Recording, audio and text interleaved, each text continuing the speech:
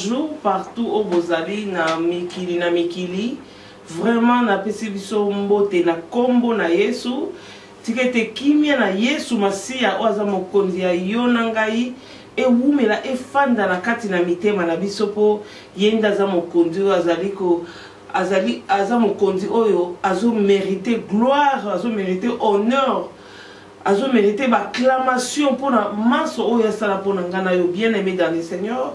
Pourquoi? Parce que la émission na biso ezaka chaque lundi to lobaka ya à Jésus seul la gloire.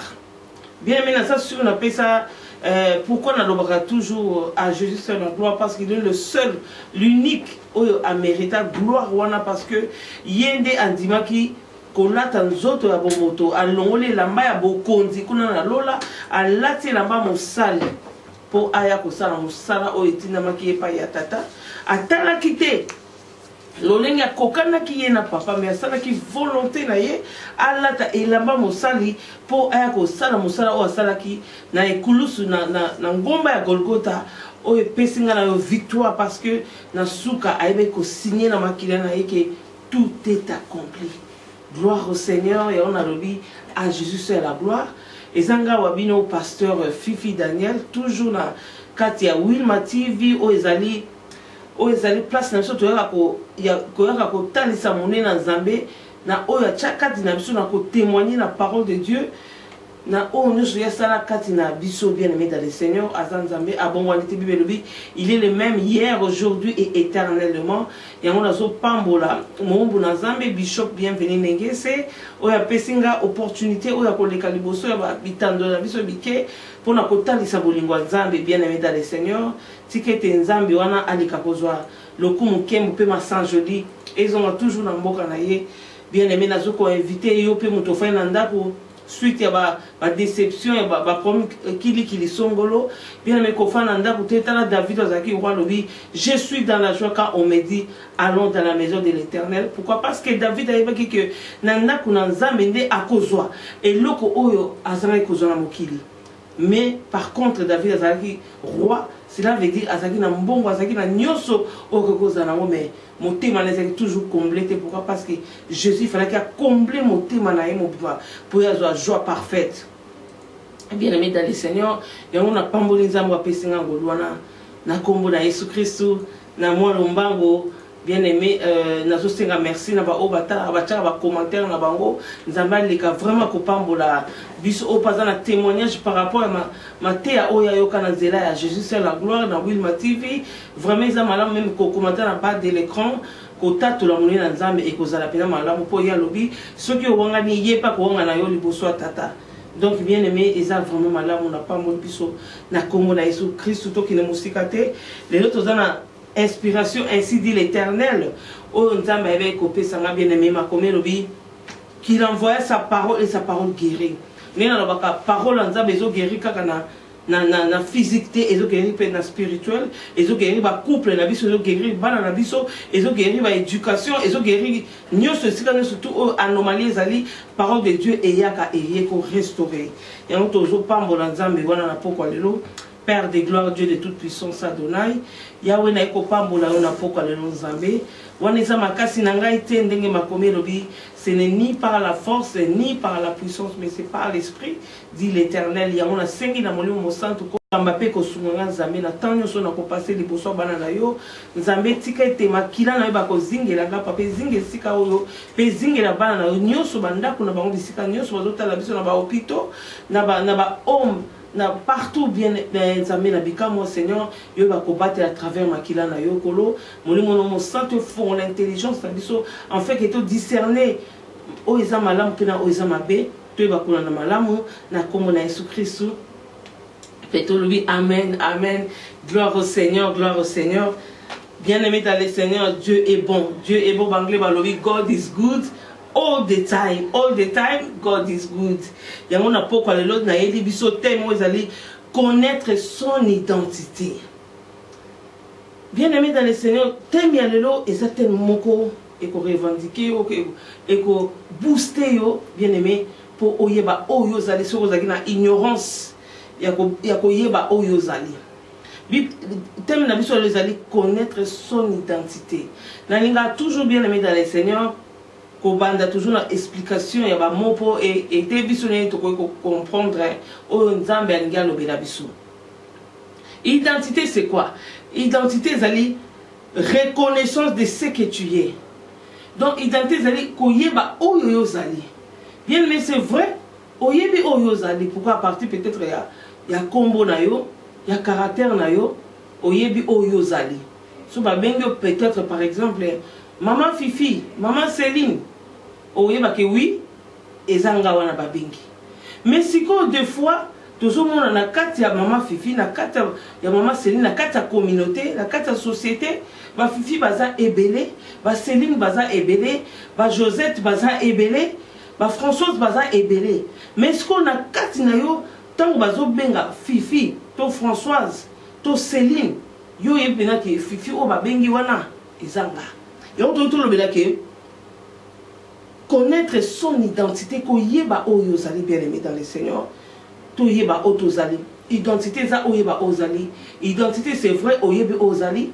À partir de document, et ça un document nous sommes toujours bien identité, on a otoyebi, na kata identité on toujours bien ça ba combo ndé to na ba Afrique na biso carte pour citoyen et ça identité à moto. Passeport et ça identité à moto. Dès que même assurance namba Angleterre votre fandi et ça identité à moto. Permis de conduire et ça identité à moto. Donc on a quatre identités on dit na solo bela. Tout le monde a tato ya moto ba to benga statut ya moto et ça na kati wana marié single et ça na kati wana. Na kati identité ya moto to na âge et ça wana. Na kati identité ya moto. To ça comme on a mesure munene na ye to taille na ye ezawana to mulai na ye ezawana na kati de temps voit même couleur ya miso ya moto ceux qui zali noir ceux qui zali marron ceux qui zali bleu ceux qui zali vert eza na kati identité ya moto donc na kati identité moto eza na adresse donc na kati identité moto nde baza ko retrouver oyo moto wana zali to esika moto wana fandaka donc à ne pas négliger identité. Bien aimé, il y a un azul le wana pourquoi lelo nzamba tel suso ko yeba ko rappeler biso que connaître ton identité. Alors tozo yeba na kati na makamu na nzambe to yebi obso to zali pe to yebe sika to uti parce que c'est difficile na moto a yeba te to abosa na esika auti po akene sika azoluka ko kende. Madame oyeba sika uti do ngamba benga parcours.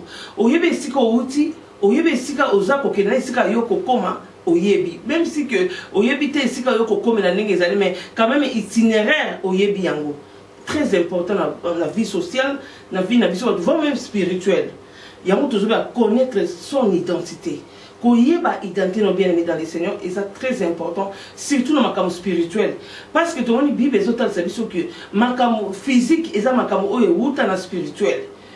Donc avant tout, physique tout le monde a lelo et outa kaboité et outa na spirituel. Et on te que notre Dieu est esprit. Il faut que ceux qui l'adorent en esprit et en vérité. Bien aimé dans le Seigneur. Toyebe eska to outa o papa nabiso spirituel, c'est le Dieu tout puissant, le créateur des cieux et de la terre, l'alpha et l'oméga, le commencement de toutes choses. Azaba comme bien aimé, oyo ko ekopesaye et sengo.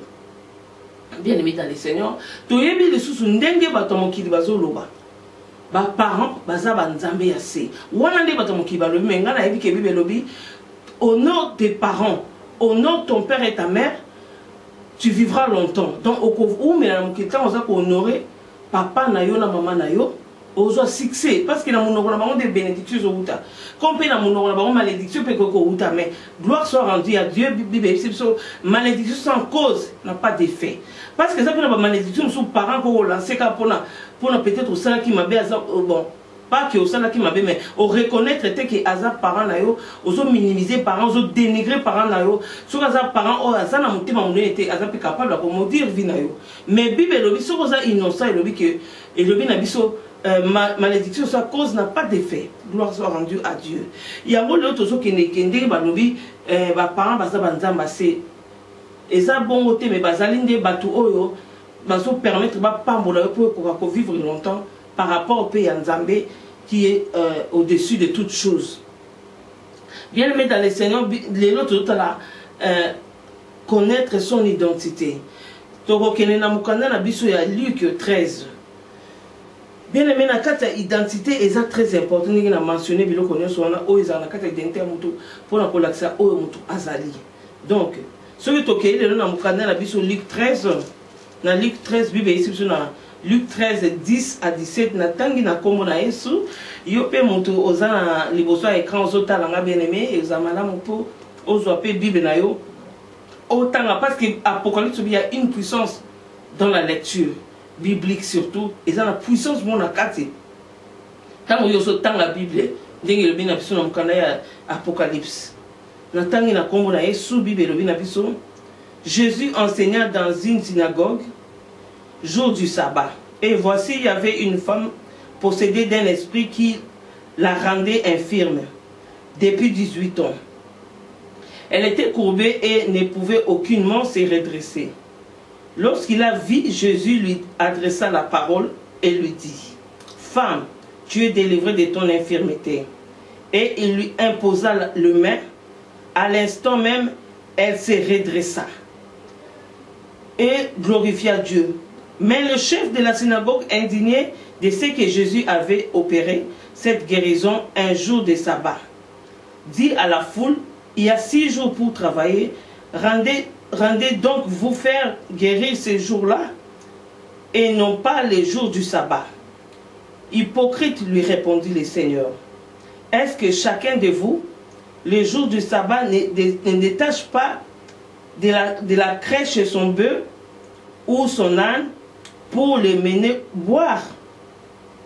Et cette femme qui est une fille d'Abraham et que Satan tenait liée depuis 18 ans, ne fallait pas délivrer, tandis qu'il parlait, ainsi que ses adversaires étaient confus. Et la foule se réjouissait de toutes les choses glorieuses qu'il faisait. Amen. Gloire au Seigneur, gloire au Seigneur. Bien-aimé dans le Seigneur, tout le monde ndenge. Ma commune en Zambé est à l'Isibiso. Bien-aimé, ma commune en Zambé est à l'Isibiso. Ezaki na moi Simoko. Azalaki fille d'Abraham. Mais il y a une identité na yete bien-aimé dans le Seigneur. Moi, si au Bibelobi, avant qu'il na kati ya temple, avant qu'il na kati ya synagogue, ils ont représenté le lot. Toko benga ope église, toko benga groupe de prière, et ce qu'on a bazo sangana, toko benga église, temple, tente. Afin que bazo sangana, ma commune lobby, il est doux et agréable aux frères de demeurer ensemble. C'est tout en baza scellé na kata Saint-Esprit de Dieu, baza scellé na bomoko.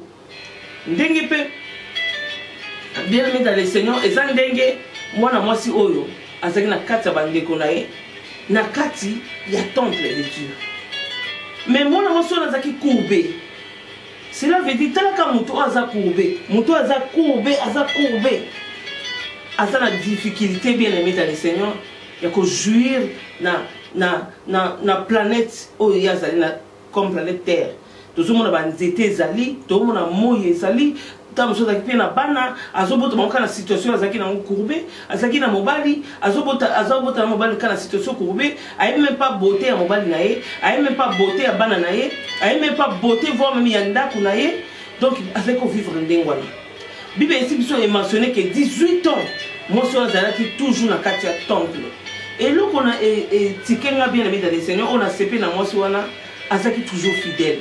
Malgré ma difficulté azaki nango, malgré ma tribulation azaki nango, malgré ma problème, malgré état où azaki nango, Bible lobi ki a beta ki 18 ans na kati ya synagogue wana. Synagogue eze sika o bakina ko ye ko na la ko na Nzambe, ndenge ngalo tokina kana église ko yoka la ko na Nzambe. Mais moi si wana situation na ezaki inchangeable pour l'instant pendant 18 ans. Et là comme tout ezaki que a demeuraki toujours na kati ya temple wana, a demeuraki toujours na kati ya synagogue wana, a demeuraki toujours na kati ya église pendant 18 ans. Or tout le monde a moi si wana ndenge a demeuré pendant 18 ans. Qu'est-ce qui sait que peut-être on les a ma pensée nanga Qu'est-ce qui c'est que peut-être moi, si on a comment qui chante dans quatre églises, dans la même position, il y a aussi la courbe. Bien aimé dans le Seigneur. Qu'est-ce qui c'est que moi, si on a comment vous avez pasteur adjoint dans quatre il y a église wana malgré pastoral mais courbé dans la même situation. Qu'est-ce qui c'est qui est bien aimé dans le Seigneur? Qui peut intercesseuse azo 50 ans mais mes coloniaux sont venus échanger 18 ans azo mon changement té azaika na quatre église wana ya malamu et sa fidélité bien aimé, surtout fidélité dans le bon. Bien aimé, fidélité et foutayo so ozaki au moment qui est dans le bon et qu'on fout un peu makamo kitoko. Fidélité pe oyo yo so au moment qui est dans le malheur, dans le mal, bien aimé, et qu'on fout un peu kakamabe. Parce que bien sûr le salaire du péché c'est la mort. Mais moi la mention la fidélité dans les bons. Avec tout akama toujours na temple na église na yewana pour na ko espérer un jour malgré azalaki courbé.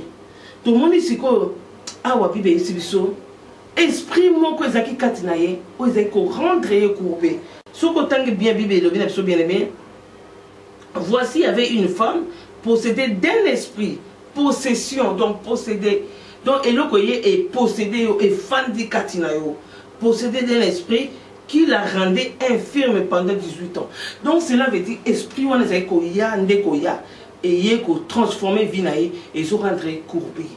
Ndenge moko pe yonanga bien aimé dans le Seigneur. Et ça na esprit moko e fanda katinayo.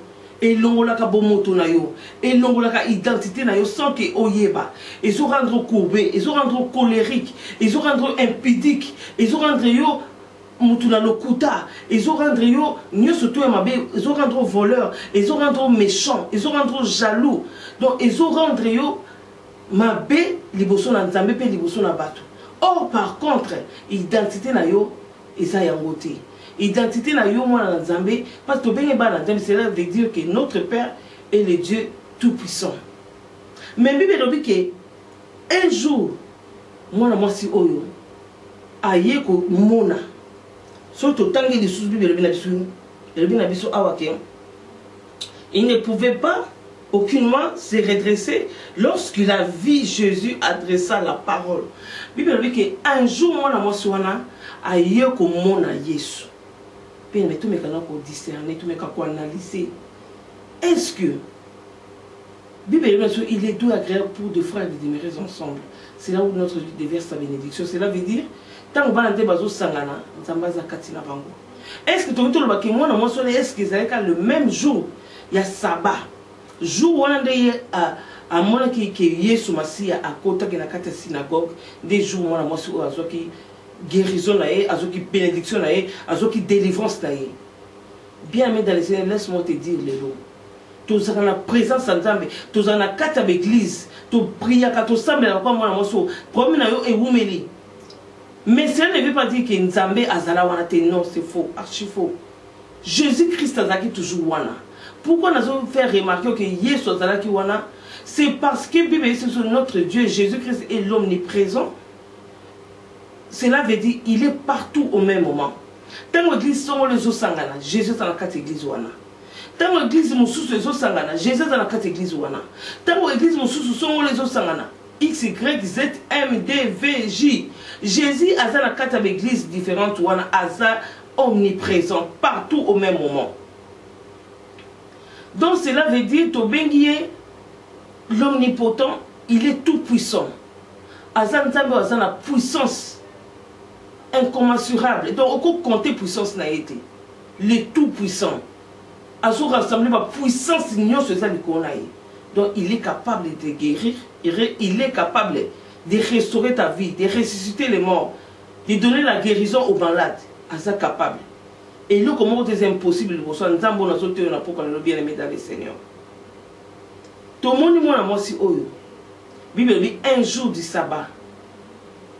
Amoni Yesu na kati bomwene. Est-ce que Yesu azalaki wana te? Bien aimé, laisse-moi te dire que Jésus était là. Bible dit il est le même hier, aujourd'hui, éternellement.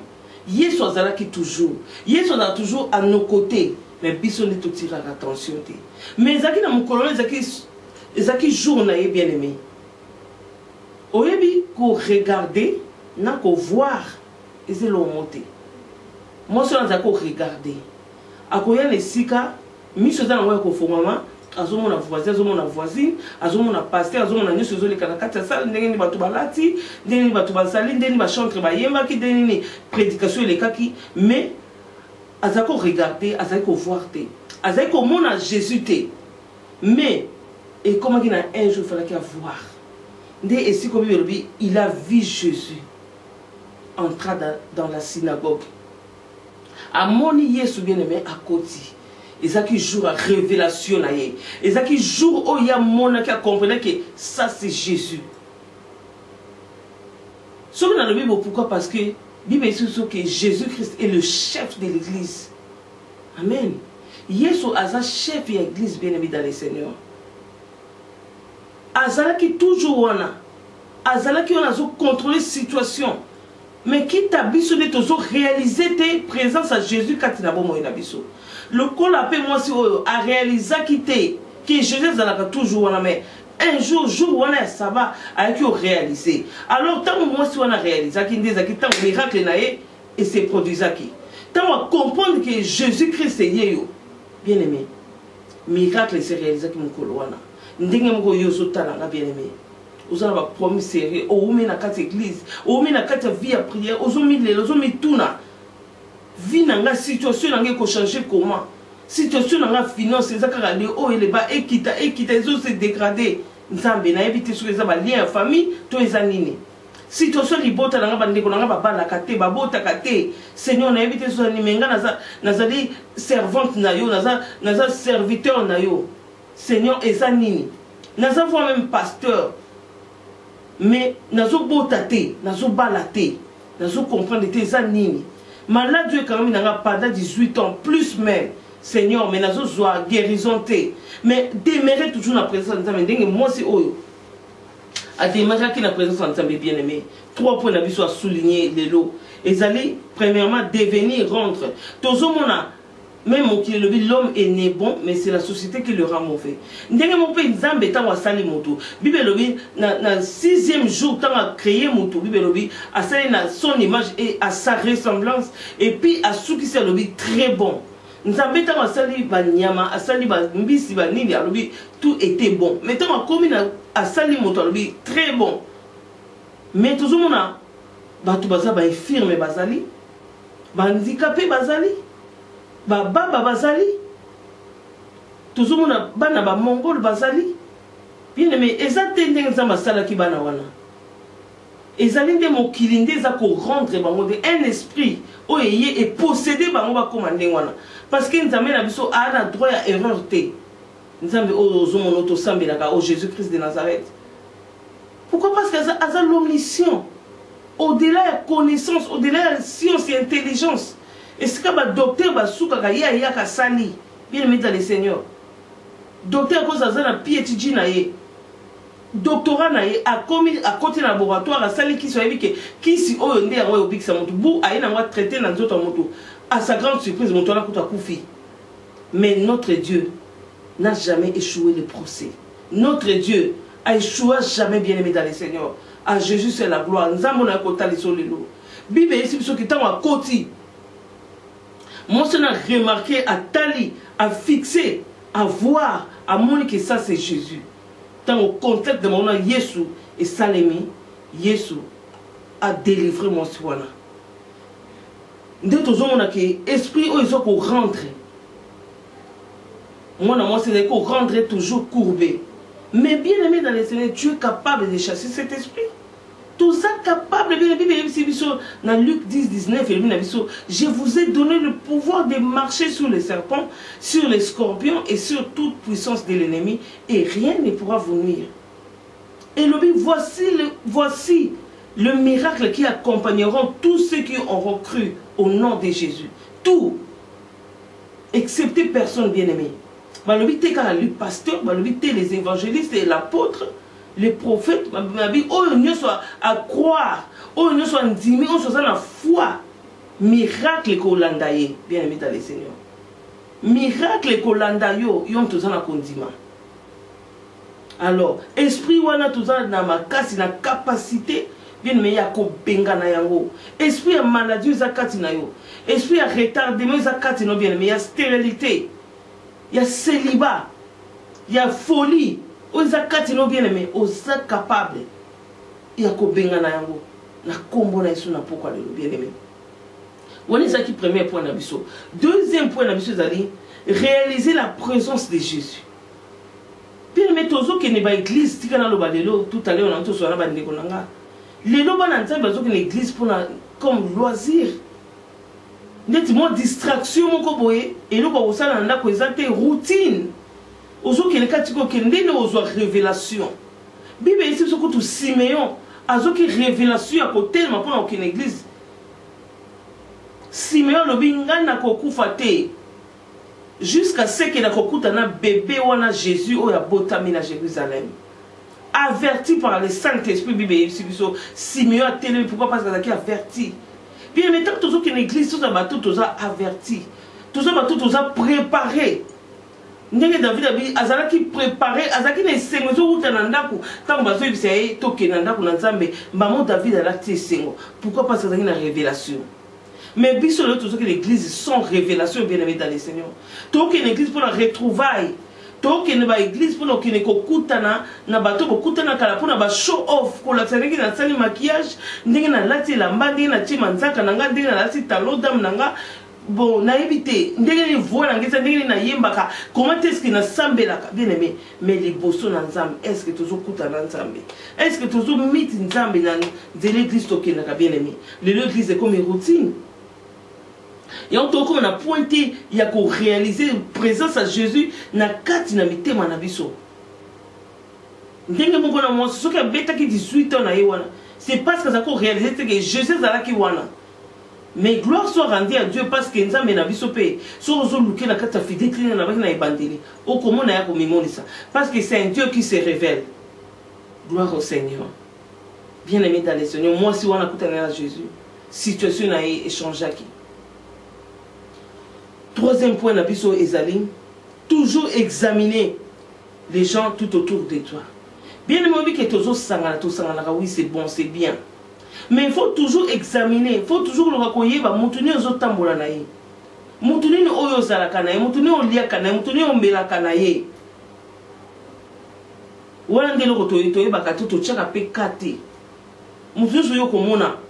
Okangera nzoto okwamiye muniso yo komona akomi ami fidèle na yo mutu nyonso yo komona akomi période akomi na ebité mais il faut que luka ko examiner mutu nini oyo otambola kané bien aimé dans le Seigneur mutu nini oyo ofanda kané même na ba école même na ba église na biso faut que luka ko yeba to moni situation moi aussi autant Jésus-Christ a sali moi so bolamu tant Jésus-Christ a délivré moi so pour moi so a comme redresser. Premièrement, bien aimé dans le Seigneur, ils ont gâté mon lobby.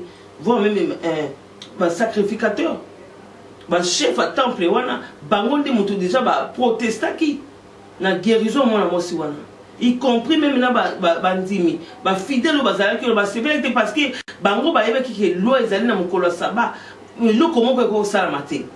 Alors télémi na qui guérison moi aussi, bien aimé. Moutou oza pe menaye. Ozo kata se bien abonné on a tika na yebisa yo. Moutou ko se bien abonné on a zaka moutou oyo za rempli du Saint-Esprit de Dieu. Ce n'est pas que moutou yebi kombo ya Jésus, mais na lobi bien que moutou za rempli du Saint-Esprit de Dieu. Moutou wana nde azali censé peut-être asepela na bonheur o e komi na kati ya bomo ina yo. Yango monita motom ki bazolo baki moutou za mabe. Pourquoi? Parce que moutou za rempli na Saint-Esprit te lobi akoko paluka. Lobi a changé. Moutoumou bozaki na bien, décollement bozaki na bien. Le loka pas au pas fouki, le loka pas au gagner l'auto ba million. Tant que moutoua dans le Saint-Esprit t'es bien aimé, asa pe capable et au comme le jaloux, asa capable au comme le ennemi. Mais a comme ennemi, t'es, tant que yo za rempli le Saint-Esprit, tant que yo kangami na nzambe, et ça impossible ba flèche là et atteindre yo. Pourquoi? Parce que tu es couvert par le sang de Jésus. Pourquoi? Parce que Jésus-Christ a comme une forteresse et sera au bata mayo na libota na yo bien aimé. Quel que soit comme un diable 1000 fois. ako atteindre yo te, ako simba yo te, po nzambe azokomisa yo invisible na kati ya banguna na yo, azokomisa yo intouchable na kati ya banguna na yo, bien aimé dans le Seigneur. Ndenge moso na zalaki afandaki na bato ya kantiki baza ba sœur, afandaki na bato ya kantiki baza ba ndeko na ye, mais jour ya délivrance na ye ebele ba manifestaki esengote na kati ya délivrance na ye, bien aimé. Yango na fo yeba oyo zali connaître ton identité. Moi si oh bien aimé dans le Seigneur afin de 18 ans, pourquoi? Parce que azali ko yeba identité na été, azali ko yeba tika za chrétien, azali ko yeba tika za mwana na Nzambe. Ndenge yo za na bien aimé ozo yeba te ba situation, ozo yeba te ko revendiquer ba droit na yo, ozo yeba identité na yo te, bien aimé. Toza bana na Nzambe spirituellement parlant. Toza ba oyo ba fils de Dieu, ba fille de Dieu, bien aimé dans le Seigneur. Toza li bana na Nzambe, parce que tout temps na esengo. Mona moi si courbé pendant 18 ans, ayeba ki moto oyo azalaki te. Bien aimé dans le Seigneur. Kataki kala. C'est ton identité, bien aimé, et Seigneur oyeba moto oyo zali. Tana moi si oyo afana ki na temple, na ba problème na ye, na fidélité na ye. A commissaire qui vient normal, et ça n'est que le commissaire maladie na normal, au commissaire tension na yo normal, bien aimé, au commissaire na yo diabète na yo normal, au commissaire na yo na ba malade des belé, au commissaire normal, comment on peut être malade nanga, biso bato tension, biso bato ya tiber, biso bato ya AVC, biso bato ya sida, biso bato donc au comment on peut être comme bato ya, non, bien aimé dans le Seigneur, dès que moi je suis 18 ans. Mais pendant qu'il y a zo bossa na ke azalaki na identité oya ye mona na Nzambe. Tala Yesu tanwa koti, bien aimé dans le Seigneur. Tanwa koti na temple a bikisi moi si oyo. Bato bazalaki wana, voire même les sacrificateurs, voire même les fidèles, ba sepela kite na guérison ya mona moi si wana. Ya on a lobi connaître mutu oyo aza tout autour na yo. Pour oyeba quand même façon de vivre na ye. Koke ne bo tabate bongulu te bina pour kufa. Il faut le oyeba sauver. Mutu ozo vivre na ye motema neza ndingeni. Pour peta mozo sambela, obana ko chaka epi na ba prière pour nzamba sala ke akutana na ye. Eloko to yeba ate yangwana. Tomoni mwana mwasi oyo. Bible isi biso tangu Yesu abikisi ye bien aimé dans le Seigneur. Tango Yesu abikisi mwana mwasi oyo, Yesu a remarqué que bato ba sepelite. Yesu lobi na bango, mais mwana mwasi azali ko mériter guérison, azo mériter délivrance, pourquoi? Parce que elle est aussi la fille d'Abraham. Alléluia. Bien aimé dans les Seigneur, on a la fille d'Abraham. Bénédiction ya Abraham eza ya yo. Bénédiction papa na yo eza ya yo, bien aimé dans les Seigneur. Histoire il y a héritage. Tant aux parents nous avons bon, les gens sont koufi, bakozo héritage, bakozo bozui na wana, bakopé ça mona bana na ye. Pourquoi? Parce qu'ils ont makila na ye. Ndenge moko na biso. Hein? Tozo ba cohérité du Christ. Ba tout tozo héritage na biso na nzela Yesu Masia. Bible etalisi biso ki mona mwasi oyo. Azaki na ignorance akoyeba identité na ye. Voir même kondi ya kati ya synagogue bazaki pe na ignorance. Ki mwana mwasi oyo azali ko sengela azala azwa délivrance na ye po azali mwana ya Abraham. Yango moni même na mokonzi ya synagogue asepelaki te na makambo Yesu asalaki alobi non. Eza normal te. Eza interdit osala miracle na mokolo sabbat. Pendant que Yesu azongi sema bino pe ndenge bozawana soki lelo nyama na bino moko ayoki posa mai na mokolo saba, est-ce que boko détaché te boko kopesa mai to soki moko abukani lokolo boko détaché te po bobongisa likolo? Non. Bien mais yeba moto ozane pembeni, yeba moto ozane pe yeba environnement na yo yeba. Bien mais dans le Seigneur mwana mwasi oyo azaki nzoka fille d'Abraham. Azaki nzoka moto azo mérité na esengo ya Abraham. Alléluia. Nsoki tokotala toyebi histoire biso mpona kokanisa Mateya oyo. Toyebi histoire ya Bartimée. Bartimée balobi comment Bartimée lingi kolakisa fils de Timée. Donc ye azalaki kombo, ye azalaki identité. Pourquoi? Parce que azali komiyeba te. Pour na ya kanisi kakake azamo na tata wana me azangi déjà mutu oyo azangi kombo bazu abengeka Bartimée fils de Timée azana valeur te azana considération te mais nzokande ayib abosel keza fils d'Abraham nzokande abosel keza fils de Dieu. Alléluia. Bible esi biso mukola comprenaki Bible bazali koyoka Yesu azoleka mais mukola Bartimée lobi na kolupe affaire ote bien aimé kolupe affaire ote na ba promesse na kati na vie na yo bien aimé kolupe affaire ote na pokwa lelo yo toujours na message na ngina tali ce que Jésus est avec toi car il est l'omniprésent. Il est partout au même moment. Aza l'omniprésent au bimi azana ozana musala ozana e ozana bus na avion na train azana yo bien aimé dans le Seigneur. Il suffit qu'à foi na etato là que je suis avec mon Dieu. Bartimée t'en comprendre oh à boire qui ça qui titre papa naï à boire qui ça que comment est Bartimée à comprendre qu'il n'a pas de co-héritier du Christ. Bible dit Bartimée t'en yo qui est sur leka Bartimée a crié fils de David sauve-moi. Bartimée comprendre ah non ça c'est mon frère à côté quand on était leka boya quand on a passé Jésus pas comprendre que ça c'est mon frère. Bien, mais connexion est ça les mains. Il y a un attention à pourquoi les longs. Yesu azana yo. Bartimée, tant que Jésus a beleli. Na lobi comprendre bien aimé dans le Seigneur. Mouto bateau baza peut mener baza banal. Bible lobi que kaka bateau baza qui peut mener à Jésus. Ba yekoli, ba apôtre, o Yesu akota mola bango au quotidien. Na kata ministère na kata musala bien aimé yango na leso loba à Jésus c'est la gloire. Bible la kisi eyesi biso ke batu wana bakangi Bartimée babandi ko kangi la kitisa mongo katika ko ganga Bartimée zui révélation Bartimée comprendre que non je suis l'héritier de Jésus le co-héritier de Jésus-Christ l'héritier de Dieu alobi non na ko ganga lisusu. Pourquoi comprendre l'identité naïe, à comprendre qu'il est l'enfant de Dieu, à comprendre qu'il a la co-héritier du Christ. Bible le Bartimée a encore crié plus fort qu'avant, à gagner les sous. Donc, et c'est que Bartimée ont revendiqué, Azali ko senga ba droit naïe, à comprendre que Azali, et on a le bien pourquoi la connaître ton identité. Connaître ton identité bien aimé. Et c'est que nous yeba oyozali, moutoua pekisa yote, apôtre pour la lobby. Ni ne me séparera de l'amour de Dieu. A mentionné même les anges bien-aimés. Moutouté azar na makasa ko séparer ceux qui ont péché faveur wanate. Ceux qui ont péché permission wanate pour séparer. Apôtre pour la Bible ezala nzala, ezala kozanga. Ezala ma fingi, ezala ma problème, ma tribulation. Même les anges. Personne ne me séparera de l'amour de Dieu. Mon côté Bartimée comprendre que l'identité n'a pas nazalaka mwana na nzambe. Il faut na soba droit na pas ya nzambe.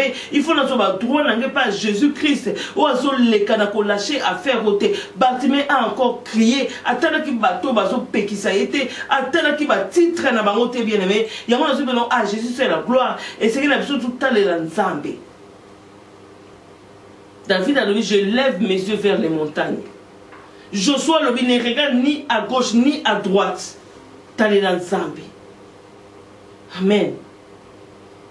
Bien aimé dans le Seigneur. Et Seigneur, il y a une identité. Si vous comprenez l'identité, vous comprenez les relations avec Jésus. Vous avez 18 ans. Moi, je suis pour comprendre. Mais un jour arrivé à comprendre, gloire à Dieu. Tu as vu l'histoire, il y a deux disciples dans Emmaüs. Bazo ke nanzela na pasi na motema. Na souci à Jésus-Christ à la caille bango ko c'est quoi. Na souci à événement ou te ko salama na Jérusalem. Bazo ke ne bango bali bazo beta masolo na mitema ya pasi na mitema déception. Ndenge mo kontina bango kufi Yesu Christ à la caille bango ko c'est quoi. Nous quand Yesu ça c'est quoi qui na bango bazala ki na connaissance wana ti. Bien mais la connaissance la connaissance za liwa ya ndambo batamukili balobi. Eza kufa. Bazo kende nanzela au bout du chemin Jésus-Christ apparaître na kati na bango. Tant bazobeta masolo pour la maman mona ki eza mutu azo accompagner pe na nzela na bango. Yesu atuni bango likamni bozo solo la. Bango loko ba yeba ke eza Jésus. Babandi obetela Yesu lisolo babandi ko bise oh yo ibima kama uto leka na Jérusalem awate Jésus-Christ yaki ko sauver monde bandi ko betela l'histoire akufa ki falaka se comme économiste tout mais tala après Bible ici ce que Yesu aye ko disparaître. Alimo na nzela na bango baketi na ndako esika ba apôtre bakoti na ndako bafandi. Yesu apparaître lisu na kati ya ndako wana Yesu za malamu bien aimé apparaître na kati ya ndako wana. Tant apparaître la kati ya ndako wana bato na beti masolo ni bakute na mutu moko na nzela azo betela bango azo betela bango ko betele masolo mais mutu batala ka mutu wana alimwe. Yesu ayesi bango ke ezangai na kati ya ndako wana ayeko se révéler pa na bango ayesi bango ke ezangai bango musu ba chetembe Thomas chetembe nde Thomas lobi poto ndima ke ezayo l'acception ba signe à Jésus o ba beta ki ba sete na croix ya Golgotha Yesu l'acception ba sete na maboko l'acception na makolo l'acception ba li konga sika mai na makile bimaki acception ba esengo na mutu o ya monite kasi andimi bien aimé dis-moi que Jésus-Christ azana yo la foi est une ferme assurance des choses qu'on espère, une démonstration de celles qu'on ne voit pas. Deuxième démonstration pour une zamba l'accent que na zana bino azubi loko bango za ko lia aller na bango atali c'est que esprit il y a raté mais pour l'enseignement que je suis vivant na lié na bino va comprendre que Jésus est ressuscité. Bien aimé dans les Seigneur, Yesu azali faut yeba identité na yo en tant que chrétien. Faut yeba identité na yo en tant que moi na Nzambe. O yeba o connaître identité ni au sein nango bien aimé. To yebi na carte d'identité na évangéliser na passeport aux démontrer identité à moto. Quelque part aux français, aux alliés ghanéens, aux alliés comment dirais-je, aux belges, aux allemands, aux alliés mais les gens sont identité, il y a pas dans Nzambe. Par rapport à la souffrance aux anango, tant que Jésus a tiré le trône pour na koya ko bi ki sayo bien aimé, alobi na pesio bokondi wana bien aimé ko bangelo roté. Ils ont déterminé ka foi na yo pour yo zo lobi ko bien aimé. So aux na foi Jésus ye moko azaki Nzambe, mais alobi foi na yo et bi ki si yo. Bien aimé, foi est très important dans makambo na Nzambe. Bible ici on ne peut pas être agréable à Dieu sans la foi. Tous mon exemple na biso mi balé bien aimé dans le Seigneur. Oyebi na zoyi ba soutan to ki bana meke. Tous on vivre na ba voisin na biso moko boye na ndeze kana ba quartier musika. Tousaki na ya na biso moko ye azalaki ko fana na bandeko na ye. Alors tama so fana na bandeko na ye bazaki papa moko. Mais ye nzokande azalaki na papa mususu. Et yaki osala que azalaki na moi complexe. Ya koyeba ke papa o azala lopango wana eza papa na yete. Et non connaît ça qui plus tard. Et non connaît ça qui plus tard ndeko wana ayeko comprendre que papa na ye azali. Tant on comprendre que papa na azali oyebi ke papa na azaki na azaki papa moko oyo azala mbongo ebele kutu par rapport ya papa oyo moboko.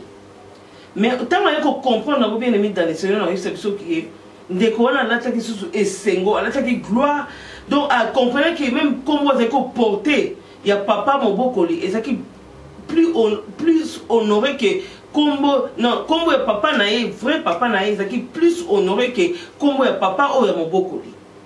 Donc tant qu'on comprendre dans ndeko wana façon nae ko vivre et comment ki ndenge mususu. Pourquoi? Parce qu'elle comprenait que identité nae ezalaki ya makasi. Ndenge moko pe na biso tozo comprendre te bien aimé. Ozo zwata musu kombo ya mutu mususu ou peut-être azana makoki te. Ya kosala yo bolamu ozana ngo azali na kolba limité. Yendo so tena motema ngo bebe maudit soit celui qui se confie à l'homme. Bien aimé dans le Seigneur. Tu es bonne histoire à David. David a eu une identité naïe. David a dit, je ne mourrai pas, je vivrai. jusqu'à ce que je rencontrerai les œuvres de l'Éternel. Parce que David a eu une identité, et sa papa ou la beauté est éternel.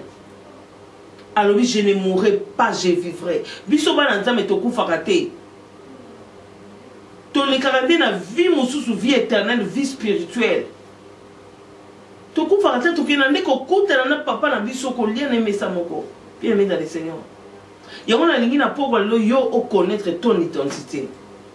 Si on connaît ton identité, on comprend que va traverser na yo, on comprend que valer des ossements desséchés, on comprend que valer à banca o yozo leka, et ça non cas passager. Et ça cas passager bien aimé, on comprendre. On consasuna ko banga te, on bibe so total bibe so de Genèse Apocalypse et le bien ne craint rien. Ko bangelo comme mon côté bien aimé. Ko bangelo côté 18 ans. Il y a pas de problème là yo. Ce qui comment qui 18 ans passe pour ça qu'il y a ignorance. Mais là on a tel ça que longola ignorance wala. Luka oyeba identité na yo bien aimé. Luka oyeba identité na yo. Ce qui oyeba identité na yo bien aimé, oko banga li sous le côté. Ce qui oyeba identité na yo bien aimé, oko tambola kati ne sengo. Tout moni bana o surtout tangi na mokana ya nombre. Na nombre 27 verset 7. Bible est une histoire ya bana oyo babengi papa na mongo na ki Chelopchad. Papa na bango azalaki papa oyo abotaki kaka basi. Atikela ko bota mwana mobali te. Mais ekomaki na jour moko papa na akufaki atikaki bana na ye. Lokola tango na Israël bazali ko pesa héritage et ko kita de père en fils. Mais il faut trouver que papa wana azalaki na mwana mobali te. Il fallait que ce soit loi azalaki héritage na ye et que ne peut oublier pas bandeko na ye. Mais bana wana lokola ba comprendre qui bien aimé dans le Seigneur. Bana wana ba comprendre que héritage, ba comprendre que identité na bango ezalaki identique par rapport na kombo ya papa na bango. Parce que sur la Bible pourquoi parce que makila ezaki oganga na kati ya bana wana. Ba comprenez que papa wana kufi aza papa na bango, aza makila na bango, automatiquement ba lataki identité na ye.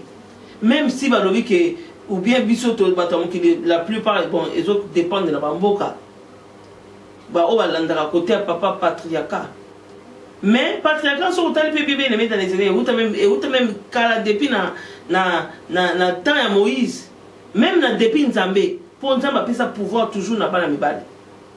Donc ils ont ezali na koloba ezali ya Nzambe ou te pas Nzambe. Donc pas na ba comprendre qu'identité na bango, ba comprendre qu'identité na bango. Et ça que bana ba non. Papa na biso héritage na ye. Toko tika na babola boité. Toko tika na souffrance à boité. Toko tika na passe à boité. Ba ke ko revendiquer ba droit na bango auprès à Moïse.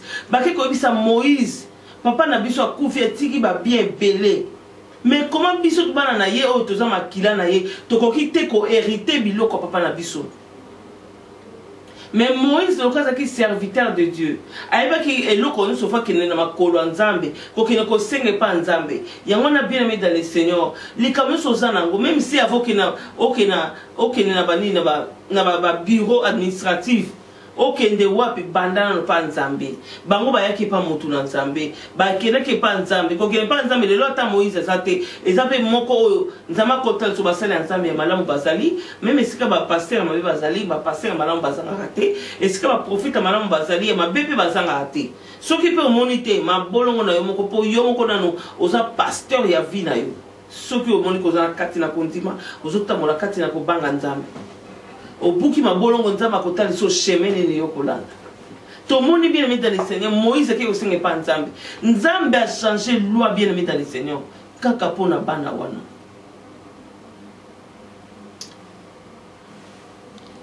Aimé dans le Seigneur. Kaka pona bana wana. Bien aimé dans le Seigneur. Nzambe ozo mona. Aza capable de changer loi. Pona yo kaka obika. Bien aimé dans le Seigneur. Nzamba aza capable.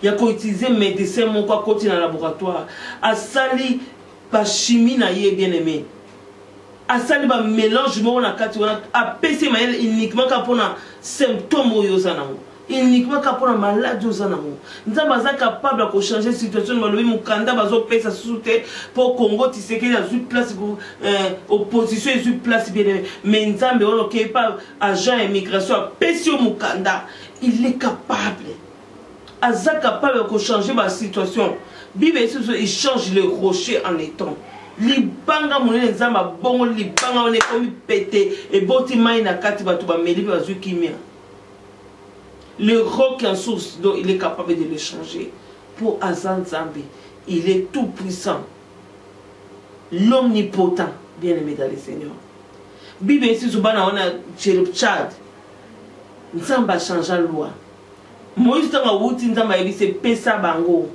bozui na bango pesa bango héritage pourquoi parce que ba yeba ki identité na bango ba revendiquer ki ba droit na bango liboso nzambe ba revendiquer ki ba droit na bango liboso Moïse bien aimé bana wana bazo ki héritage ya papa na bango yango na poko le bien aimé dans le Seigneur na ligina talisa yo fo yeba identité na yo fo yeba identité et le konini yo zo mona ya regarder et ya voir makamsu to regarder na tali na longoli misu mais makamsu fo na fixer na voir et ça le quoi Jésus Christ tant la bikisa qui aveugle wana tunie mbala liboso zo mona nini avec on a mona ki batu terbina mona batu lokola banzete eza ndenge pe yo mona ka vina zo mona ki okomi na suka zo mona ki komi eza impossible bien metika na biso Yesu tanga ko talisa Yesu bien alobi tala malamu aye ko mona siko batu na place banzete o ya monaki yango yo monaka nini bien aimé est-ce que ozota la situation ozota la grandeur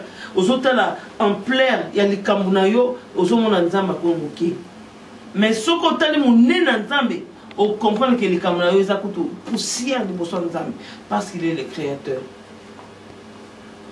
pourquoi parce que ça nzambe aza capable de changer vie na yo bien aimé dans le Seigneur kangama na nzambe ozala fidèle na loba na nzambe zala fidèle na maloba na nzambe bien aimé nzambe wana ako récompenser yo quand vous êtes fidèle au kangami na ina dans les bons nzambe wana ko sala yo bolamu ako sala bolamu bien aimé dans le Seigneur ya wana nga tout est à lelo likambo ya connaître son identité koyeba identité na yo bien aimé dans le Seigneur nzambe wana asa malamu tika nzambe wana aso lokumu na pokwa lelo pour na ko conclure bien aimé dans le Seigneur Bible yesi biso que na mukanda ya Marc 16 Bible lobi na biso na Marc 16 lobi na biso voici les miracles qui accompagneront tous ceux qui auront cru en mon nom alors moi si oyo azalaki moi si moko azaki courbé pendant 18 ans mettant à croire na kombo na Yesu à Jésus c'est la gloire tant ayaki kondima que Jésus Christ est le Seigneur que c'est la parole de Dieu qui sauve bien aimé moi si on a soit qui lobi konaye moi si on a commis qui nzambe bibelobi a comment qui redresser pourquoi parce que nzambe avec ostimba binaye bien aimé au conseil dans autres biso to kangamana église c'est comme routine comme habitude mais to kenaka église avec des révélations que une église en révélation le bas de nzambe ce qui total bien aimé et ça na guérison et belé bien aimé ce que tanga na Bible okomona te bateya ki bango nde bayaki basalela ki bateya ki bango la plupart des temps batu babika na ba révélation donc la femme oyo ya écoulement du son alobi soki lelo soki na simbi kaka songe ya elamba na Yesu na kozwa lobiko aswa ki lobiko de tout le monde sous Anne a déclaré miracle a déclencher miracle yemoko na koloba ete nzambe soki opesinga mwana na kobondela yo ye na temple esimaki motema nzambe donc tosambelaka nzambe na barévélation tosambelaka nzambe na révélation accompagnée avec la foi oyebi ke eloko oyo nalobi ekozala na impact nango mwasi omelaki na 18 ans mais azaki na révélation que Jésus azaki na ye malade wana ezali korendre ye inapte ezali korendre ye courbé azomona bisengo mokili te pour comprendre que ezalaki blocage aza komona bisinga mokili te mwasi wana azalaki komona Jésus azalaki wana mais atikali komona Jésus te atikali komona te parce que azalaki courbe mais ndeni balobi ke un jour ya saba mwasi wana amoni Jésus ezalaki révélation yango na po balobi na dans les Seigneur tokomi na suka Bible sur les Écritures tuent mais la révélation l'esprit vivifie au côté de l'écriture kebe comme mona bobungi mais tanga yango avec révélation et ko fongola banzela na yo okozo eloko zoluka na kombo na Yesu Christ yango na bondeli Nzambe merci papa na pamboli okolo merci pour tes kolo to bandaki na yo Nzambe merci pour ba téléspectateurs ba internautes nyoso balandi Nzambe télémisa ba o balandi papa kati na bokebi yawe bazwa révélation mais ba on a vie na kombo na Yesu Christ amen. Oh, là,